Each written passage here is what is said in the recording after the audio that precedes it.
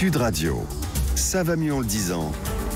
Jean Dorido. Bonjour mon cher Jean. Bonjour Jean-Marie, bonjour à tous. Vous êtes docteur en psychologie, fondateur de l'application Zenfi et d'hypnoseparis.com. On revient avec vous sur le drame du week-end dernier, le drame de la semaine en quelque sorte. Le meurtre épouvantable de la petite Louise, 11 ans, dans l'Essonne.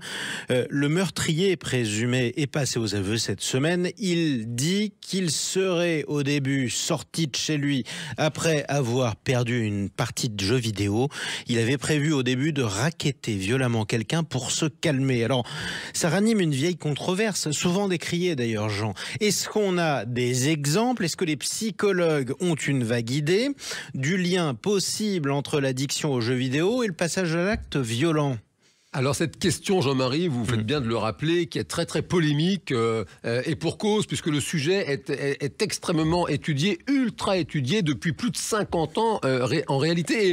Et évidemment, il y a comme toujours, quand vous abordez une question sérieusement, de façon scientifique, il y a des distinctions à faire. D'abord, séparer les jeux vidéo violents des autres jeux vidéo. Notez aussi le niveau d'usage. La consommation de jeux vidéo violents raisonnables, elle est à distinguer des consommations excessives, voire ultra excessives. Et puis se questionner aussi sur les caractéristiques des publics qui consomment ces jeux vidéo. Est-ce que tous les jeux vidéo sont adaptés à tous les âges? Alors Jean, justement, quand on regarde tout ça, qu'est-ce qu'on constate? Alors ce que l'on constate, c'est qu'il y a en 2016, ce n'est pas si vieux, une importante méta-analyse qui est réalisée par un chercheur américain, monsieur Craig Alan Anderson. Il est de l'université de l'Iowa. Ce monsieur, c'est une étude qui a fait date parce que vous savez, une méta-analyse, c'est une analyse qui reprend d'autres études, d'autres analyses. Par conséquent, ça vous donne des résultats qui sont beaucoup plus forts en réalité. Par contraste, je dirais, vous voyez vraiment les traits saillants qui ressortent de toutes ces recherches.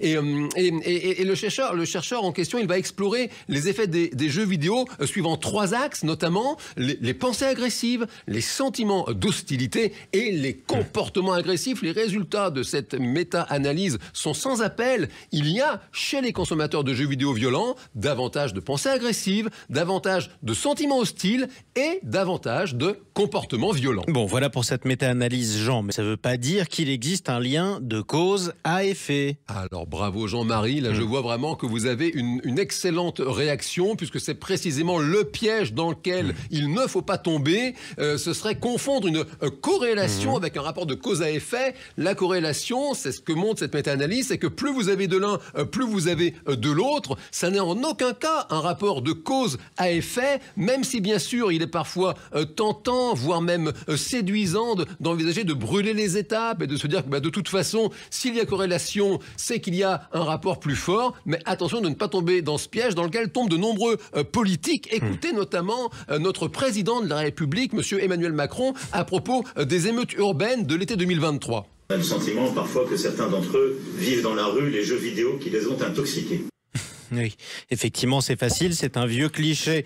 Donc attention à ne pas accuser à tort les jeux vidéo. Mais alors comment on explique la corrélation entre les pensées violentes et certains jeux vidéo violents? Eh bien, il faut sans doute à minima chercher du côté précisément des prédispositions à l'usage excessif, si vous voulez. Il faut aussi observer les styles de vie des uns et des autres, observer notamment comment vivent les personnes qui jouent de façon excessive, comment elles sont socialisées, comment elles sortent de chez elles, comment elles font du sport. Est-ce qu'elles ont, ces personnes, des amis IRL, comme disent les gamins, dans la vie réelle, dans la vraie vie. Et puis, ne pas exclure également que certains esprits particulièrement fragiles, particulièrement tourmentés, puissent prendre plus fort les effets justement de ces jeux, puisque précisément de nombreux jeux vidéo sont déconseillés aux mineurs parce que justement ils montrent une trop grande violence. Oui, sauf que justement un jeu qu'on déconseille aux mineurs, c'est comme un film qu'on déconseille aux mineurs.